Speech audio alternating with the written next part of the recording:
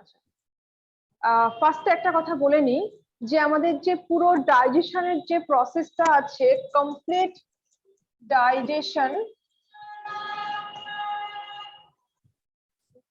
ডাইজেশনটা যখন পুরো হয়ে যাচ্ছে, মানে খাওয়ার ভাঙাচোরা শেষ হয়ে যাচ্ছে, এরপরে একটা ঘটনা ঘটে যার নাম মেটাবলিজম। আফটার ডাইজেশন হচ্ছে মেটাবলিজম।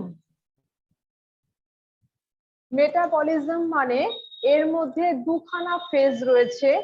একটা ফেজকে আমরা বলি অ্যানাবলিজম, একটা ফেজকে বলি ক্যাটাবলিজম। তো মেটাবলিজমকে দুটো ভাগে ভাগ করতে পারি। একটা হচ্ছে অ্যানাবলিজম। আজকে বলছি এই কথাগুলো সারা জীবন যতদিন পর্যন্ত বায়োলজি পড়বে ততদিন পর্যন্ত এই কথাগুলো কাজে লাগবে, ভালো করে বুঝে নাও। একটা হচ্ছে অ্যানাবলিজম, একটা হচ্ছে ক্যাটাবলিজম। মেটাবলিজম দুটো প্রসেস দিয়ে হচ্ছে, একটা অ্যানাবলিজম একটা ক্যাটাবলিজম। ফার্স্ট দেখো ক্যাটাবলিজম। ক্যাটাবলিজম মানে হচ্ছে ব্রেকডাউন। লিখে নাও, ব্রেকডাউন। ক্যাটাবলিজম মানে ব্রেকডাউন, মানে খাবারগুলো যখন আমি খাচ্ছি তখন খাবারটা আমার বডির ভেতরে গিয়ে either physically or chemically or both, physically and chemically সেগুলো ব্রেকডাউন হচ্ছে। তার মানে আমি খেয়েছি স্টার্চ, আমি ভাত খেয়েছি, রুটি খেয়েছি, যাই খেয়েছি না কেন আমি খেয়েছি স্টার্চ। স্টার্চটা হচ্ছে কমপ্লেক্স কার্বোহাইড্রেট, যেটাকে আমি ক্যাটাবলিজম করলে সেটা হয়ে যাবে, মানে ব্রেকডাউন করে সেটা তৈরি করবে গ্লুকোজ। গ্লুকোজ হলো কেমন করে? ব্রেকডাউন করে। এরপরে এই যে গ্লুকোজের পার্টিকেল গুলো, গ্লুকোজের মলিকিউল গুলো কিছু কিছু নিজেরা অ্যাকুমুলেট করবে। অ্যাকুমুলেট করে ওরা নতুন একটা সাবস্টেন্স তৈরি করবে, যাকে বলবো গ্লাইকোজেন। ধরো এই কয়েকটা গ্লুকোজ মলিকিউল একসঙ্গে জুড়ে গিয়ে তৈরি করলো একটা গ্লাইকোজেন। আবার এখান থেকে কিছু গ্লুকোজ মলিকিউল এরা একসঙ্গে জুড়ে গিয়ে তৈরি করলো একটা glycogen. Glycogen is the stored form of glucose. Glucose যখন আমরা বডির মধ্যে প্রচুর তৈরি করছি তখন কিছু কিছু গ্লুকোজ একসঙ্গে দলা পাকিয়ে ওরা গ্লাইকোজেন হিসেবে স্টোর রইলো। আবার কিছু গ্লুকোজ মলিকিউল একসাথে জড়া পাকিয়ে ওরা গ্লাইকোজেন হিসেবে স্টোর হলো, লিভারে স্টোর থাকবে। তো এই যে ঘটনাটা ঘটলো এখানে হলো ব্রেকডাউন, আর এখানে কি হলো? এখানে অ্যাসিমিলেশন হলো। এই ঘটনাটাকে আমি বলছি অ্যাসিমিলেশন। অ্যাসিমিলেশন, অ্যাসিমিলেশন হলো এখানটাতে, হয়ে তৈরি হলো গ্লাইকোজেন। তো পুরো ঘটনাটা ফার্স্টের এই ফেজটা যখন স্টার্চ থেকে গ্লুকোজ তৈরি হলো এই ঘটনাটাকে বলবো ক্যাটাবলিজম। আর যখন গ্লুকোজ মলিকিউল গুলো জুড়ে গিয়ে ছোট ছোট ছোট ছোট গ্লাইকোজেন তৈরি করলো সেটাকে বলছি অ্যানাবলিজম। যে অ্যাসিমিলেশন এটা হচ্ছে অ্যানাবলিজম। অ্যানাবলিজম মানে কি? Assimilation or reconstruction, reconstruction। দেখো ক্লিয়ার হলো কিনা, লিখে নাও, এটা পুরোটা লিখে নাও আর বলো ক্লিয়ার হলো কিনা।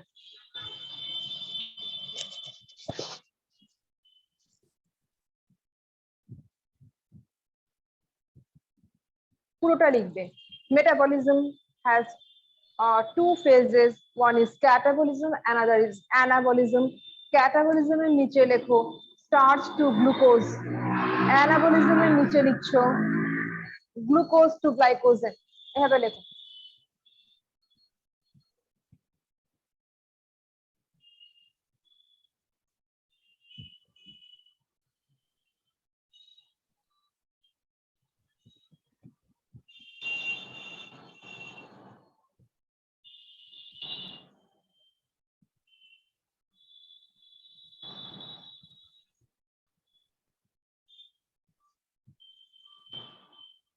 বলো ক্লিয়ার হয়েছে এই প্রসেসটা?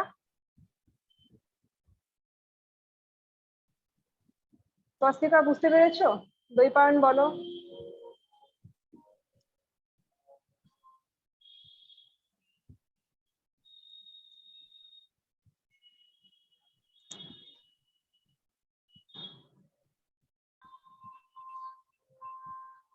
গ্লাইকোজেনের ব্যাপারটা হচ্ছে আরেকটুখানি সুন্দর করে বলি, তাহলে গ্লাইকোজেন জানতে চাইছো। গল্প হচ্ছে যখন আমরা খাবার খাই, শুনে নাও স্বস্তিকা, তুমিও শুনে নাও, মন দিয়ে শুনবে, হ্যাঁ, যেটা বলছি গল্পের ছলে বলছি। যখন আমরা খাবার খাচ্ছি, আমরা একবারে বেশ খানিকটা খাবার খাচ্ছি, সেটা ব্রেকফাস্ট করি, সেটা মিল করি বা ডিনার করি, যেটাই খাচ্ছি না কেন বেশ ভালো বাল্কে খাচ্ছি। এবার একবার খাওয়ার পরে বেশ কিছুক্ষণ ধরে আমরা না খেয়ে থাকছি। সাপোজ সকাল 8টার সময় আমি ব্রেকফাস্ট করলাম, করে 8টা থেকে প্রায় 10টা 11টা অব্দি আমি না খেয়ে রইলাম। তাহলে এই যে এতক্ষণ যে না খেয়ে রয়েছি, সেই সময় এনার্জিটা কোথায় পাবো? ওই যে আমি খাবার খেয়েছি, ব্রেকফাস্ট করেছি, সেই খাবারটা আমার লিভারের মধ্যে স্টোর রয়েছে। ঠিক আছে, আমি খেয়েছি সাপোজ স্টার্চ, হয়তো ব্রেকফাস্টে আমি বেশ কিছু ব্রেড খেয়েছি, ঠিক আছে, তো ব্রেড মানে প্রচুর স্টার্চ খেয়েছি।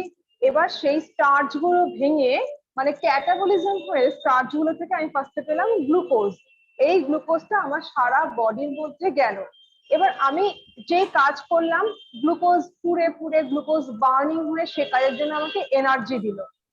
এবারে যখন আমার কাজ হয়ে গেল, আমার তো খাওয়া তো নতুন করে খাচ্ছি না, আমার তো ওই খাওয়া দিয়ে আমাকে 3-4 ঘন্টা চলতে হবে। তো ওই পুরো টাইমের জন্য আমার গ্লুকোজটা গ্লাইকোজেন হিসেবে স্টোর রইলো লিভারে। ঠিক যেমন করে আমরা অল্প টাকা পার্সে নিয়ে ঘুরি, আর আমাদের ইনকামের বড় টাকাটা আমরা ব্যাংকে রেখে দিই। এই যে ব্যাংকে যে টাকাটা আমরা সেভিং করছি, সেটাকেই ধরো গ্লাইকোজেন, ঠিক আছে। আর যেই টাকাটা আমরা পার্সে নিয়ে ঘুরছি বা ঘরের মধ্যে রাখছি, ওইটা হচ্ছে গ্লুকোজ, আমাকে র এনার্জি দেবে।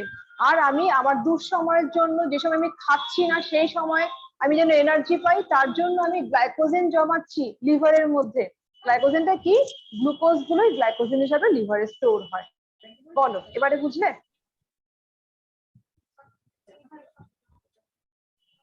বলো, রেসপন্স করো, বুঝতে পারলে?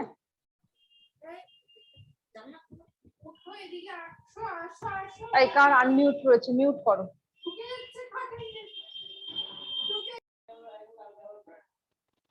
এরপর যেটা দেখবো সেটা হচ্ছে আমাদের ডাইজেস্টিভ সিস্টেমের মধ্যে কি কি এনজাইমস বেরোচ্ছে, আর তারা কেমন করে আমাদের খাবারটাকে ডাইজেস্ট করতে হেল্প করছে।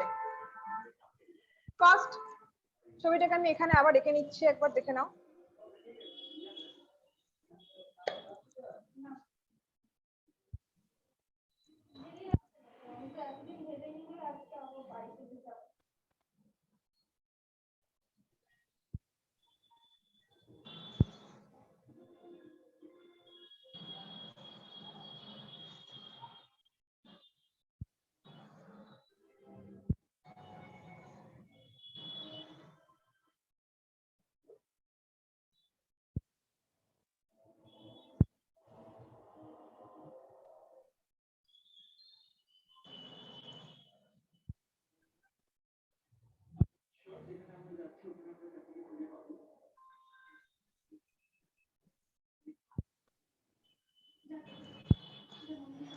এই হচ্ছে আমাদের এন্টায়ার ডাইজেস্টিভ সিস্টেম। ফার্স্ট এটা হচ্ছে মাউথ, এই পোর্শনটা হচ্ছে মাউথ। তাহলে আমাদের মাউথ থেকে বেরোচ্ছে স্যালাইভা। আমাদের মাউথের মধ্যে শিখিয়েছিলাম আমাদের কতগুলো স্যালিভারি গ্ল্যান্ড রয়েছে, এই কানের নিচে, জিভের নিচে, এই যে লোয়ার যে জ আছে এই জয়ের নিচে, এটাকে বলে ডেন্টারি, এনিওয়ে এর নিচে স্যালিভারি গ্ল্যান্ড আছে। এই সব স্যালিভারি গ্ল্যান্ড থেকে স্যালাইভা বেরোচ্ছে, কেমন? তাহলে ফার্স্ট হচ্ছে মাউথের মধ্যে আমাদের ডাইজেশন হচ্ছে কেমন করে? মাউথে আছে স্যালিভারি গ্ল্যান্ড,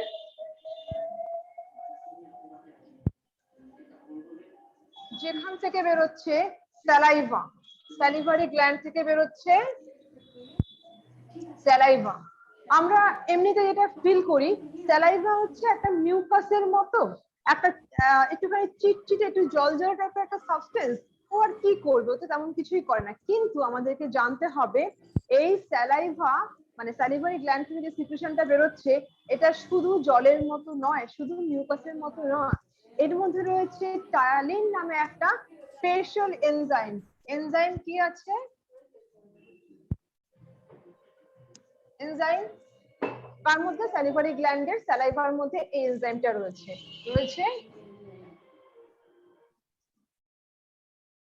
টায়ালিন, অথবা এটাকে বলা হয় স্যালিভারি অ্যামাইলেজ।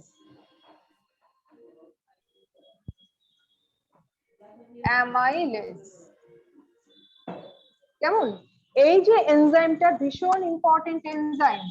এ কি করছে, যখন কোনো খাবারকে আমি মুখে দিচ্ছি সঙ্গে সঙ্গে সেই খাবারটাকে কার্বোহাইড্রেট, খাবারের মধ্যে কার্বোহাইড্রেট, প্রোটিন, ফ্যাট এই সবকিছুই রয়েছে।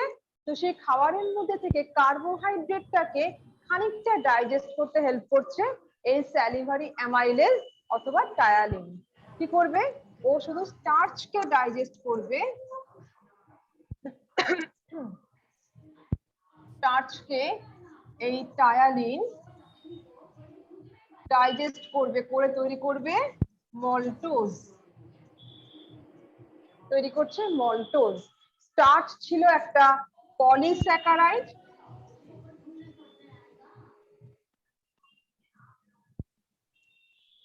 স্টার্চ হচ্ছে একটা পলিস্যাকারাইড মানে কমপ্লেক্স সুগার। আবার রিপিট করছি, গ্লুকোজ মনোস্যাকারাইড, অনেকগুলো গ্লুকোজ মিলে একটা কমপ্লেক্স সুগার তৈরি হচ্ছে যার নাম স্টার্চ। তো স্টার্চ ছিল একটা পলিস্যাকারাইড, সেখান থেকে হলো মল্টোজ মানে ডাই স্যাকারাইড। ডান? দেখো তো বুঝলে কিনা। স্যালিভারি গ্ল্যান্ড থেকে বেরোচ্ছে স্যালাইভা। এই স্যালাইভার মধ্যে একটা খুব সুন্দর এনজাইম আছে, হ্যাঁ, তো সেগুলো সম্বন্ধে আমরা পরে পড়বো। লাইসোজাইম নামে একটা এনজাইম রয়েছে, যেই এনজাইমটা থাকার জন্য দেখবে অনেকে না কেটে গেলে সেই জায়গাতে একটুখানি যেন স্যালাইভা লাগিয়ে দিচ্ছে, স্পিটাম লাগিয়ে দিচ্ছে। কেন এটা করে? তার কারণ হচ্ছে ওই যে লাইসোজাইম যে এনজাইমটার নাম বললাম, ওটা না এত সুন্দর অ্যান্টিসেপটিকের কাজ করে যে কেটে গেলে সেখানে যদি আমি একটুখানি স্যালাইভা লাগিয়ে দিই তাহলে সেই জায়গাটার মধ্যে কোনো জাম আর ইনভেট করতে পারবে না। তো ওটা হচ্ছে সেকেন্ডারি কাজ। ফার্স্ট কাজ কি, খাবার ডাইজেশনে খুব ইম্পর্টেন্ট রোল প্লে করছে saliva, as it is having ptyalin or salivary amylase। কিভাবে কাজ করবে, যেই আমি মুখের মধ্যে কার্বোহাইড্রেট, প্রোটিন, ফ্যাট, মানে আমি ভাত খেয়েছি, প্রোটিন হিসেবে মাছ খেয়েছি, আর ফ্যাট হিসেবে আমি ঘি বা বাটার কিছু একটা খেয়েছি, 3 রকম খাবার মুখে দিলাম। সেখানে এই টায়ালিন শুধুমাত্র কার্বোহাইড্রেটকে খানিকটা ডাইজেস্ট করলো, মানে কার্বোহাইড্রেটকে খানিকটা ডাইজেস্ট করলো, প্রোটিন, ফ্যাট কাউকে ডাইজেস্ট করতে পারলো না। এই অবস্থায় খাবারটা আস্তে আস্তে আস্তে আস্তে করে এখান দিয়ে নেমে আসছে। নেমে এসে কোথায় ঢুকবে, ঢুকবে এই স্টমাকের মধ্যে। ক্লিয়ার? একবার বলো, এইটুকুনি ক্লিয়ার হলো?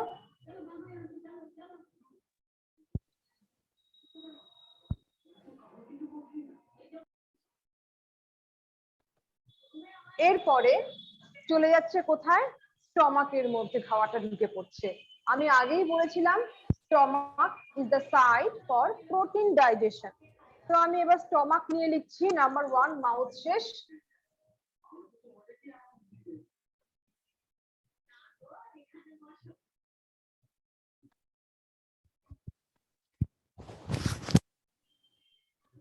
নাম্বার 2 হচ্ছে স্টমাক। নেক্সট আমাদের কোশ্চেন কি, স্টমাক।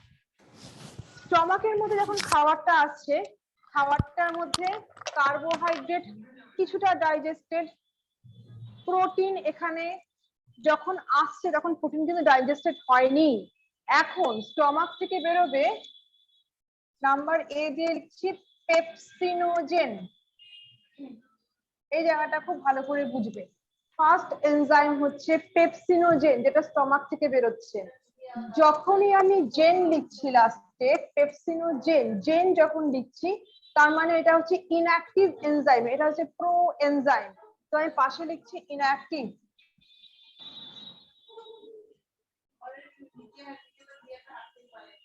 ডান? পেপসিনোজেন একটা ইনঅ্যাক্টিভ এনজাইম। এই কন্ডিশনে পেপসিনোজেন প্রোটিনকে ডাইজেস্ট করতে পারবে না, অ্যাজ ইট ইজ ইনঅ্যাক্টিভ। তাহলে ওকে অ্যাক্টিভ হতে হবে। অ্যাক্টিভ হওয়ার জন্য স্টমাক থেকে একটা সাবস্টেন্স বেরোচ্ছে যার নাম HCl। মনে করে দেখো, আমি শিখিয়েছিলাম স্টমাক থেকে বেরোচ্ছে হাইড্রোক্লোরিক অ্যাসিড, এটা একটা মিল্ড অ্যাসিড, বাট এটা স্বস্তিকা মিউট করো, মিউট করো, কানে বড্ড লাগছে। স্টমাক থেকে বেরোচ্ছে হাইড্রোক্লোরিক অ্যাসিড, এটা একটা মিল্ড অ্যাসিড, কিন্তু এর দারুণ একটা ফাংশন আছে। ও কি করছে, এই ইনঅ্যাক্টিভ পেপসিনোজেনকে অ্যাক্টিভ ফর্মে কনভার্ট করছে। তো আমি এখন দেখাচ্ছি HCl এর অ্যাক্টিভিটি।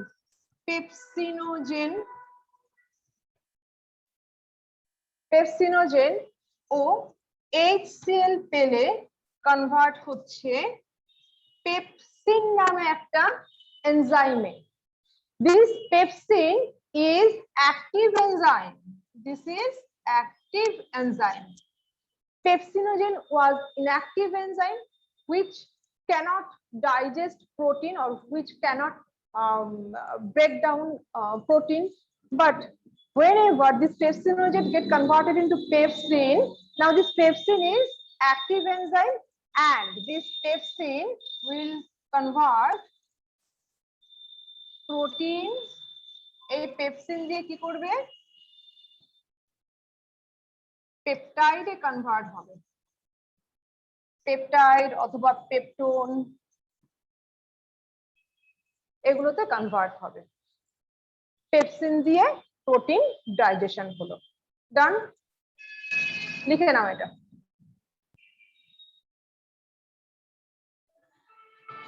এইটা হলো পেপসিন হচ্ছে একটা এনজাইম, যে এনজাইমটা আমাদের বড়দের ক্ষেত্রে, আমরা যারা অ্যাডাল্ট বা মোটামুটি যারা 7-8 বছর, তার উপরে 7-8 বছর অ্যান্ড অনওয়ার্ড যারা আছে, তাদের সবার জন্য pepsin is the protein digesting enzyme.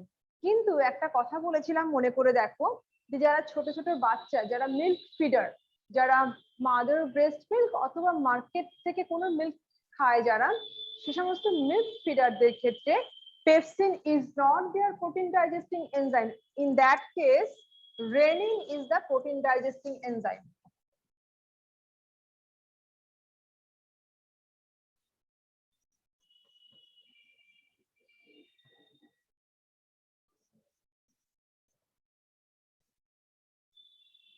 Renin is the protein digesting enzyme in children. ঠিক আছে, ওদের ক্ষেত্রে রেনিন বেরোচ্ছে প্রো রেনিন ফর্মে। এই রেনিন এনজাইমটার নাম বললাম না, এটা মিল্ক প্রোটিনকে ডাইজেশন করার জন্য খুব ভালো একটা এনজাইম। এই এনজাইমটা আমাদের থাকে না, আমরা বড় হয়ে যাই, মোটামুটি 6-7 বছর ওভার করে ফেললে আমাদের রেনিন এনজাইম শেষ হয়ে যায়। তখন আমরা মিল্ক খাই, মিল্ক মেড খাই, মাছ মাংস ডাল যে প্রোটিনই খাই না কেন, আমাদের জন্য একটাই এনজাইম থাকে, পেপসিন। পেপসিন অন্য প্রোটিনের জন্য খুব ভালো এনজাইম, বাট মিল্ক প্রোটিন ডাইজেশনের জন্য কিন্তু পেপসিনের অ্যাক্টিভিটি খুব ভালো হয় না। এনিওয়ে, তো প্রো রেনিন কে HCl কি করবে, রেনিনে কনভার্ট করবে, রেনিন। ঠিক আছে, রেনিন, এই রেনিন কি করবে, মিল্ক প্রোটিনকে ডাইজেস্ট করবে। তাহলে এইটা হলো চিলড্রেনদের ক্ষেত্রে। এখানে হয়ে গেল আমার স্টমাকের কাজ। তো স্টমাকের মধ্যে যখন খাবারটা আসলো, তখন খাবারের মধ্যে থেকে প্রোটিন পার্টটা ডাইজেস্ট হলো। কার্বোহাইড্রেট এখানে হাফ ডাইজেস্টেড অবস্থায় এসেছিল, এখন এখানে প্রোটিনও বেশ খানিকটা ডাইজেস্ট হয়ে গেল, বাট ফ্যাট রিমেন আনডাইজেস্টেড। স্টমাকের মধ্যে ফ্যাট আছে, সেই ফ্যাটটা কিন্তু আনডাইজেস্টেড কন্ডিশনে আছে। তার কারণ এখনো অবধি আমি কোথাও ফ্যাট ডাইজেস্টিং এনজাইম বেরোচ্ছে এরকম ঘটনা দেখাইনি, বা ফ্যাটের সামান্য থেকে সামান্য ডাইজেশন হয়েছে এরকম কোনো ঘটনা দেখাইনি। এখন দেখাবো ফ্যাট কেমন করে ডাইজেস্ট হচ্ছে। ওকে, মুছছি তাহলে। দেখো, স্টমাকের পরে খাবারটা কোথায় যাচ্ছে, বাবা বাবা, স্টমাকের পরে খাবারটা যাচ্ছে আমাদের স্মল ইন্টেস্টাইনে, রাইট? তাহলে আমি 3 নম্বর অর্গান হিসেবে এখানে লিখছি স্মল ইন্টেস্টাইন।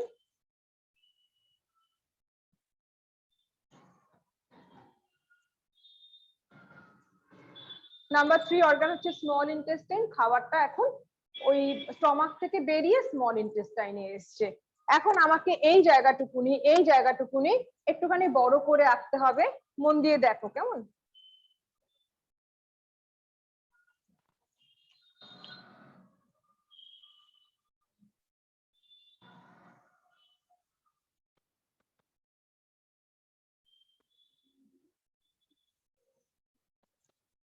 এই হচ্ছে সেই স্মল ইন্টেস্টাইনের শুরু।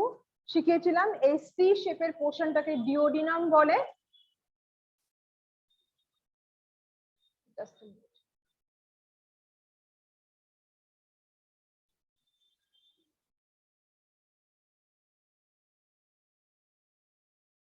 এটা হচ্ছে ডিওডিনাম পোর্শন।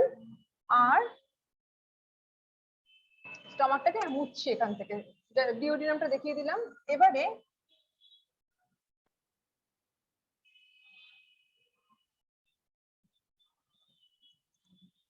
এটা হচ্ছে লিভার,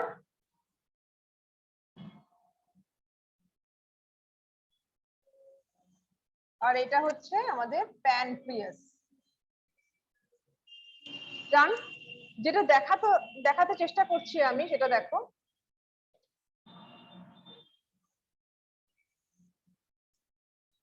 ঠিক আছে, ঠিক এই জায়গাটা দিয়ে লিভার আছে, এই জায়গাটা দিয়ে প্যানক্রিয়াস আছে। আমি লিভার, প্যানক্রিয়াস আর এই ডিওডিনাম, স্মল ইন্টেস্টাইনের সব থেকে প্রথম পার্ট সি শেপের ডিওডিনাম, এই তিনটে পার্টকে দেখিয়েছি। এখানে খুব মারাত্মক একটা ঘটনা ঘটছে। ঠিক আছে, তো স্টমাক থেকে যখন খাবারটা বেরিয়ে এখানে আসছে, জানো, সাপোজ এই হচ্ছে স্টমাক ছিল, স্টমাকের মধ্যে আমি আগেই বলেছি এখানে HCl বেরোয়। স্টমাক থেকে যখন খাবারটা বেরিয়ে স্মল ইন্টেস্টাইনের ডিওডিনামে ঢুকছে, তখন খাবারটার মধ্যে বেশ ভালো রকমের অ্যাসিড মিশে রয়েছে, হোক না মিল্ড অ্যাসিড, বাট অ্যাসিড মিশে রয়েছে, যার জন্য ওই খাবারটা থাকছে এখন অ্যাসিডিক। এই অ্যাসিডিক খাবারকে কোনো এনজাইম ডাইজেস্ট করতে পারবে না। As the food coming from stomach is mixed with HCl, so its pH level is largely acidic. কিন্তু অ্যাসিড রেঞ্জের উপর কোনো এনজাইম কাজ করতে পারবে না। তার মানে অ্যাসিডকে কি করতে হবে? অ্যাসিডকে ফার্স্টে নিউট্রাল করতে হবে। সেই জন্য আমাদের এখানে একটা গল ব্লাডার বলে একটা অর্গান থাকে, দেখো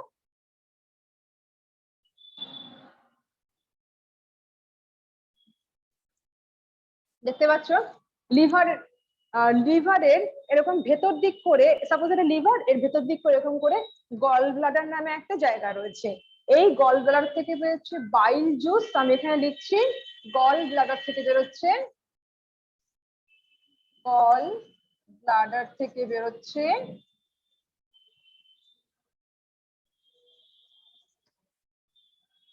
বাইল জুস। আর এই বাইল জুসের মধ্যে সোডিয়াম বাইকার্বনেট,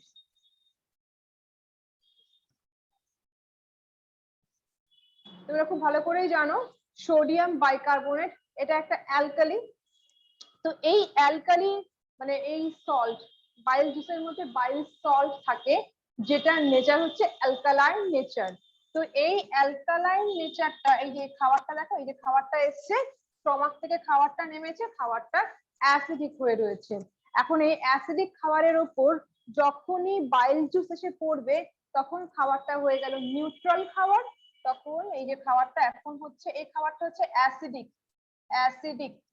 এখন এখান থেকে বাইল জুস এসে পড়লো, পড়াতে খাবারটা হয়ে গেল নিউট্রাল।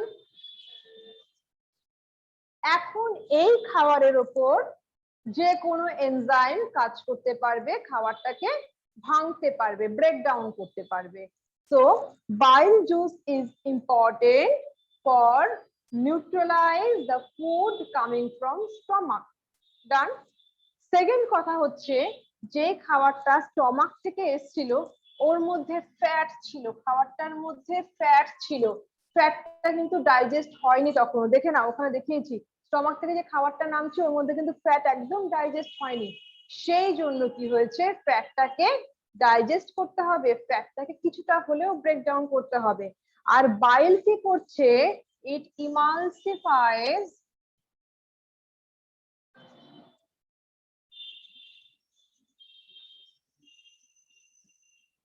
ইমালসিফাইজ ফ্যাট।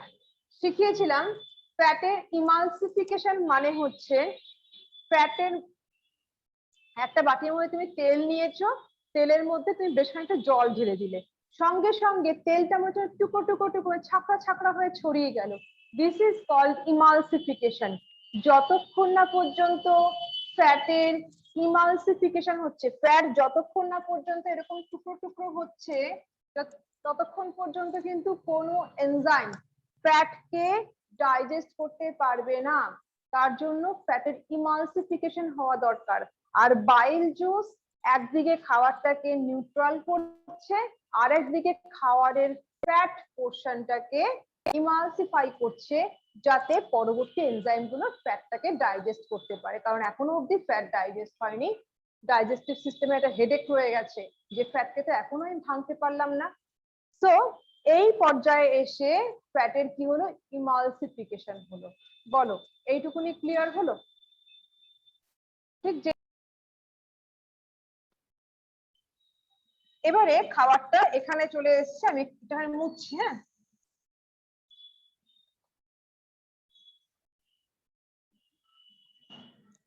ডিওডিনাম, ডিওডিনামের এখান দিয়ে রয়েছে প্যানক্রিয়াস, প্যানক্রিয়াস থেকে এরকম ডাক্টে করে কিছু এনজাইম ডিওডিনামের মধ্যে এসে পড়বে। আর আমি দেখিয়েছি আগে, এখানে গল ব্লাডার থাকে লিভারের ভেতরে, এখানে একটা ডাক্টে করে গল ব্লাডার এসে, এই সরি গল ব্লাডার বলছি, বাইল এসে ডিওডিনামের মধ্যে পড়বে। দেখো এই দুটো একসাথে মিশলো, মিশে একটা কমন ডাক্ট তৈরি করলো। এত ডিটেলস দরকার নেই, জাস্ট বুঝে রাখো যে এই বাইল ডাক্ট, এটার নাম হচ্ছে বাইল ডাক্ট।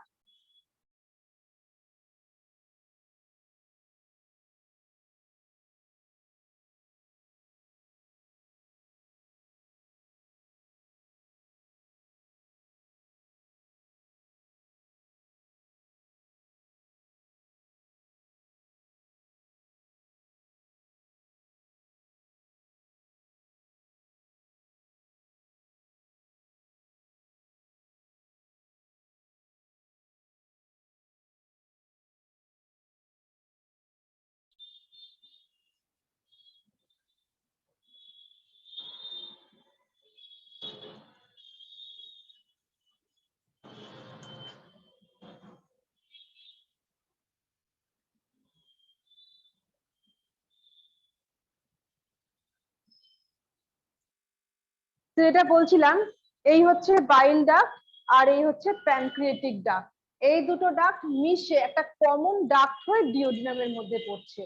বাইল ডাক্ট থেকে এসছে বাইল জুস, আর প্যানক্রিয়েটিক ডাক্ট থেকে এসছে প্যানক্রিয়েটিক জুস। তাহলে বাইল জুস গল ব্লাডার এই গল্প শেষ, আমি এখন প্যানক্রিয়েটিক জুসের কথা লিখছি।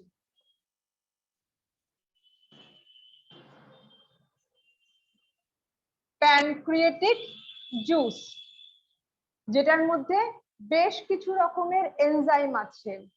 Number 1 trypsin. ট্রিপসিন কাকে ডাইজেস্ট করবে? ট্রিপসিন এনজাইমটা কাকে ডাইজেস্ট করবে?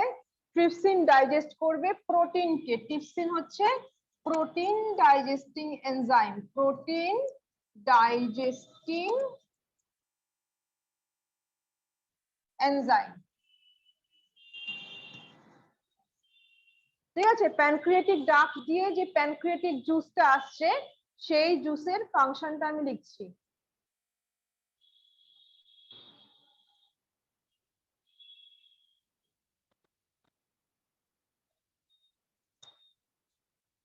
নাম্বার 2 এনজাইম হচ্ছে স্টিয়াপসিন। স্টিয়াপসিন, স্টিয়াপসিন হচ্ছে ফ্যাট ডাইজেস্টিং এনজাইম। তার মানে আমি কি বুঝলাম? ডিওডিনামের মধ্যে ফার্স্ট ফ্যাটের ডাইজেশন স্টার্ট হলো। সো স্টিয়াপসিন হচ্ছে ফ্যাট ডাইজেস্টিং এনজাইম। ঠিক আছে, আর একটা বেরোচ্ছে 3 নম্বর লিখছি লাইপেজ। লাইপেজ এটা হচ্ছে carbohydrate digesting enzyme. Carbohydrate digesting enzyme. তার মানে খাবারটা যখন স্টমাক থেকে বেরিয়ে এখানে আসলো, এই যে এই খাবারটা, এই যে এই খাবারের মন্ডটা বা বোলাসটা, এর মধ্যে দেখো কার্বোহাইড্রেট খানিকটা ডাইজেস্টেড, প্রোটিন খানিকটা ডাইজেস্টেড, আর ফ্যাট পুরো আনডাইজেস্টেড কন্ডিশনে ছিল। কিন্তু এখন প্যানক্রিয়াটিক জুস থেকে তিনখানা খুব এফেক্টিভ এনজাইম বেরোলো, যার মধ্যে রয়েছে লাইপেজ এনজাইম, যেটা কার্বোহাইড্রেটকে আরো সুন্দর করে আরো সিম্পল ফর্মে ডাইজেস্ট করবে।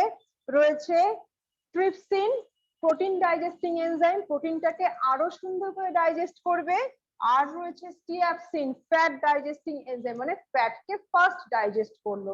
তার মানে খাবারটা যখন এখান দিয়ে যখন পাস হচ্ছে, তখন খাবারটার মধ্যে কার্বোহাইড্রেট, প্রোটিন, ফ্যাট বেশ খানিকটা ডাইজেস্ট হয়ে গেল। কিন্তু এখনো একটুখানি ডাইজেশন হওয়া বাকি রয়েছে।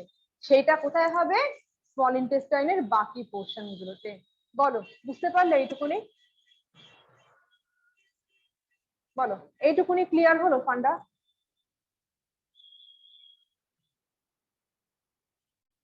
রেসপন্স করো। অর্পণ তো এখন এলে, বুঝতে পারবে না, তুমি রেকর্ডিং দেখে নেবে। তুমি কি করে বুঝলে অর্পণ?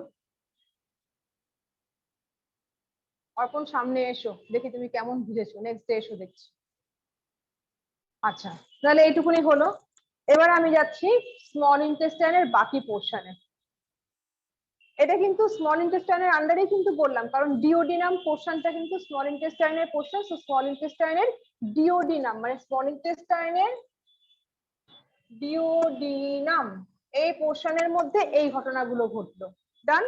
এবার আমি যাচ্ছি স্মল ইন্টেস্টাইনের বাকি, এই যে এই পুরো পোর্শনটার মধ্যে কি ঘটনা ঘটবে সেটা এখন দেখতে যাচ্ছি।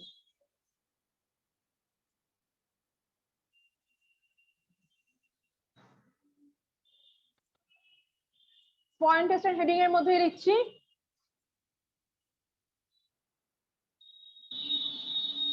Ilium. শিখিয়েছিলাম this C-shaped structure of small intestine is called duodenum. Next, এই যে একটা বেশ ঘোরালো পেঁচালো জায়গা, এটাকে বলছে জেজুনাম। আর তারপরে নেক্সট যা পাবো সবটাই হচ্ছে ইলিয়াম, রাইট? এইটুকুনি বলেছিলাম ডিওডিনাম,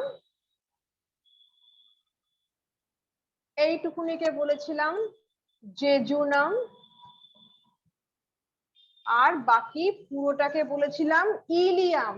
এখন এই ILLEUM, এই ইলিয়ামের মধ্যে কি ঘটনা ঘটছে সেটা এখন জানবো। ইলিয়ামের মধ্যে একটা পোর্শন রয়েছে যার নাম ভিল্লি। একটুখানি সুন্দর করে আঁকি। সাপোজ ইলিয়ামের এইটুকুনি পার্টকে আমি দেখছি, হ্যাঁ, এই যে এইটুকুনি পার্টকে আমি ছবি আঁকছি। এই পার্টের মধ্যে দেখতে পাচ্ছ ফিঙ্গার লাইক প্রজেকশন আমি শিখিয়েছিলাম ভিল্লি, মনে করে দেখো একটুখানি। মনে করে দেখো ভিল্লি শিখেছিলাম ফিঙ্গার লাইক, এই যে আঙুলের মতো কিছু এক্সটেনশন, ফিঙ্গার লাইক প্রজেকশন কোনখান থেকে? স্মল ইন্টেস্টাইনের ইনার ওয়াল থেকে। এই পুরো ইলিয়ামের ইনার ওয়ালের ভেতরে এরকম ফিঙ্গার লাইক প্রজেকশনস আছে, এগুলোকে বলছে ভিল্লি। এই যে ভিল্লি, সাপোজ এইটা একটা ভিল্লি, এইটা একটা ভিল্লি, এই দুটো ভিল্লির মাঝখানে এই যে ডিপ্রেশন জায়গাটা দেখতে পাচ্ছ তো, ডিপ্রেস জায়গাটা, এইখান থেকে বেরোচ্ছে খুব সুন্দর একটা জিনিস যার নাম সাক্কাস এন্টেরিকাস। লিখে নাও,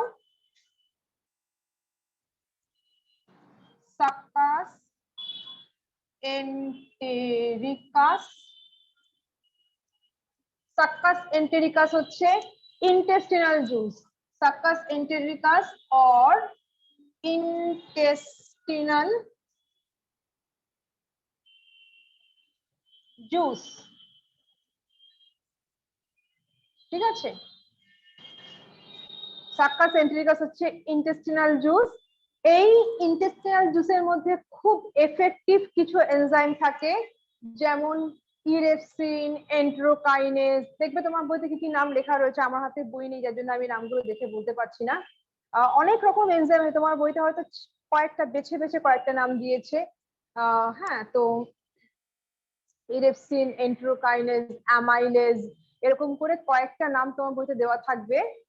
লাইপেজ। হ্যাঁ, তো এই এনজাইম গুলো সব কার্বোহাইড্রেটের বাঁচা বুচা যা পার্ট রয়েছে, দেখো কার্বোহাইড্রেট তো এই অবধি কার্বোহাইড্রেট বেশ ভালো রকম ডাইজেস্ট হয়ে গেল, তারপরেও যেটুকুনি ডাইজেশন বাকি আছে সেইটুকুনি ডাইজেশন এইখানটাতে হবে। এই যে সাক্কাস এন্টেরিকাস বা ইন্টেস্টিনাল জুস যেটা বেরিয়েছে, ওর মধ্যে কার্বোহাইড্রেট ডাইজেস্টিং এনজাইম আছে, যেটা কার্বোহাইড্রেটের বাকি পার্টটাকে একদম ডাইজেস্ট করে গ্লুকোজে কনভার্ট করবে। সাক্কাস এন্টেরিকাসের মধ্যে রয়েছে প্রোটিন ডাইজেস্টিং এনজাইম, ঠিক আছে, যেটা প্রোটিনটাকে আরো ভালো করে ভাঙবে, আরো সুন্দর করে ব্রেকডাউন করবে, করে প্রোটিনকে কনভার্ট করবে একদম স্মলেস্ট সিম্পলেস্ট ইউনিট যার নাম অ্যামিনো অ্যাসিড।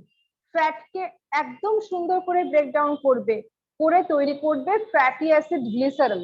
তাহলে is this intestinal juice releasing বা secreting from the crypt of villi. এই হচ্ছে ভিলি, তার মধ্যে এরিয়ারে ক্রিপ্ট বলা হয়, ঠিক আছে, এটা দেখো একটুখানি ডিপ্রেসড এরিয়ারে ক্রিপ্ট বলা হয়। এই দুটো ভিল্লির মাঝখানের এই ক্রিপ্ট পোর্শন থেকে বেরোবে ইন্টেস্টিনাল জুস, যার মধ্যে কার্বোহাইড্রেট, প্রোটিন, ফ্যাট সব ডাইজেস্টিং এনজাইম গুলো থাকবে। মানে কার্বোহাইড্রেট এখানে ভেঙে এই স্মল ইন্টেস্টাইনের মধ্যে কার্বোহাইড্রেট ভেঙে গিয়ে তৈরি হবে গ্লুকোজ, প্রোটিন ভেঙে তৈরি হবে অ্যামিনো অ্যাসিড, ফ্যাট ভেঙে তৈরি হবে ফ্যাটি অ্যাসিড গ্লিসারল। তার মানে খাবারটা একদম সিম্পলেস্ট ফর্মে ভেঙে গেল, কেমন করে? By the action of intestinal juice or succus entericus. একটা অ্যাস্টার বসিয়ে নাও, ঠিক আছে। এই জন্য যেহেতু সাক্কাস এন্টেরিকাস বেরোচ্ছে স্মল ইন্টেস্টাইন থেকে, এই জন্য বলা হয় small intestine is the best portion for digestion or breakdown of food. At the same time তোমাদেরকে আমি এইটাও বলেছিলাম, মনে করে দেখো, ভিল্লির মধ্যে ভিল্লির স্ট্রাকচারটা দেখিয়েছিলাম এমনি করে। ভিল্লির মধ্যে বলেছি এখানে প্রচুর পরিমাণে ফুড অ্যাবজর্ব হয়, দ্যাট মিনস স্মল ইন্টেস্টাইনের মধ্যে খাবার দাবার অ্যাবজর্ব হয়। যেই খাবারগুলো খেলাম, খাবারগুলো তো ফার্স্টে ব্রেকডাউন হলো, তারপর সেই খাবারগুলো বডির মধ্যে অ্যাবজর্ব হবে। আমার বডির প্রত্যেকটা সেল, মাথার সেল, চুলের সেল, চোখ, নাক, মুখ, হাত, পাশ, প্রত্যেকটা সেল সেই খাবারগুলো খাবে। এটাকে বলছি অ্যাবজর্পশন। অ্যাবজর্পশন কোথায় হচ্ছে? এই স্মল ইন্টেস্টাইনের ভিল্লির মধ্যে। ভিল্লির এখান দিয়ে আর্টারি যাচ্ছে, এই যে ব্রেকডাউন খাবার গুলো glucose, amino acid, fatty acid এগুলোকে টেনে নিয়ে যাচ্ছে। এখান দিয়ে ভেইন যাচ্ছে, সমস্ত খাবারের নোংরা গুলো টেনে নিয়ে যাবে ভেইন। আর মাঝখান দিয়ে যাচ্ছে ক্যাপিলারি, যেই ক্যাপিলারি থেকে ভিল্লি খাবারটাকে অ্যাবজর্ব করবে। একদিকে আর্টারি, দেখে নাও, এদিকে হচ্ছে আর্টারি, এদিকে হচ্ছে ভেইন, আর মাঝখানে এটা হচ্ছে ক্যাপিলারি। তো ক্যাপিলারি কি করবে? ক্যাপিলারি থেকে ভিল্লি খাবারটাকে অ্যাবজর্ব করবে, অ্যাবজর্ব করে আমাদের বডির প্রত্যেকটা সেলে সেই খাবার মেটেরিয়াল গুলোকে পাঠিয়ে দেবে। সেই জন্য বলা হয় small intestine is the best site for absorption and digestion. তাহলে খাবারটা যখন ঘুরতে ঘুরতে পুরো স্মল ইন্টেস্টাইনটা পার করে ফেললো, খাবারটা যখন এখানে এসে পড়লো, তখন খাবারের থেকে সব কিছু বডির মধ্যে অ্যাবজর্ব হয়ে গেছে। গ্লুকোজ বলো, অ্যামিনো অ্যাসিড বলো, ফ্যাটি অ্যাসিড, গ্লিসারল, যা যা বলো সবকিছু অ্যাবজর্ব হয়ে গেছে। এখন খাবার থেকে আর কিছু অ্যাবজর্ব করা যাচ্ছে না, এখন শুধু খাবারের ছিবড়েটুকুনি পড়ে রয়েছে, আর সেই ছিবড়ের মধ্যে কিছুটা পরিমাণে জল মিশে রয়েছে, জলটা পুরোপুরি অ্যাবজর্ব হয়। তো এরপরেই আমি যাব লাস্ট পোর্শন, যার নাম হচ্ছে large intestine.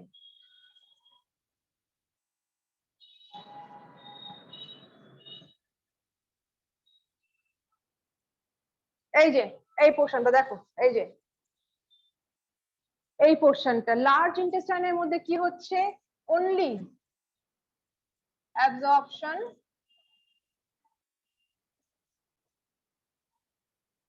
Of water. Large ইন্টেস্টাইনের মধ্যে শুধুমাত্র ওয়াটার অ্যাবজর্ব হচ্ছে, খাবারের মধ্যে যা যা ছিল glucose, amino acid, fatty acid সব অ্যাবজর্ব হয়ে গেছে স্মল ইন্টেস্টাইনে। শুধু খাবারের ছিবড়েটা পড়েছিল, যখন খাবারটা এখানে এসে পৌঁছলো তখন শুধু খাবারের ছিবড়েটা পড়েছিল, তার সাথে জল মিশেছিল। এখন খাবারটা আস্তে আস্তে এখান দিয়ে পাস করছে, খুব স্লোলি পাস করে, আর খাবারের মধ্যে থেকে জল ওয়াটারি পোর্শনটা বডির মধ্যে অ্যাবজর্ব হয়। কে করছে? স্লার্জ ইন্টেস্টাইন করছে। এরপরে খাবারের ছিবড়েটা আস্তে আস্তে আস্তে আস্তে গিয়ে দেখো এখানটাতে জমে, এই জায়গাটা হচ্ছে রেকটাম। তার মানে জল বডির মধ্যে অ্যাবজর্ব হয়ে গেল, খাবারের ছিবড়েটা এবার রেকটামে জমছে, একটু একটু করে জমে জমে জমে জমে আলটিমেটলি যখন রেকটামটা সেই খাবারের ছিবড়ে দিয়ে ভর্তি হয়ে যায়, তখন এই রেকটামের এই গোড়ায় একটা প্রেসার পড়ে, যে প্রেসারে রেকটামের ওখানে একটা ভালভ থাকে, এখানে একটা এরকম গেট বা ভালভ মতো থাকে, সেই ভালভটা খুলে যায় আর খাবারের ওই আনডাইজেস্টেড পার্ট গুলো ওখান থেকে বেরিয়ে আসে, যেটাকে আমরা বলছি ডিফিকেশন, যেটাকে আমরা বলছি ডিফিকেশন। তার মানে এখানে কি হচ্ছে? লার্জ ইন্টেস্টাইনের অ্যাবজর্পশন এন্ড লেফট ওভার ফুডে ডিফিকেশন হচ্ছে, ফিকাল ম্যাটার বেরিয়ে যাচ্ছে। দেখো কমপ্লিট করে দিলাম হিউম্যান ডাইজেস্টিভ সিস্টেম। এখান থেকে আর একটা কোশ্চেনও বাকি নেই, তোমরা এবার নিজেদের বই থেকে পড়বে, পড়ে আমাকে বলবে কোথাও প্রবলেম আছে কিনা।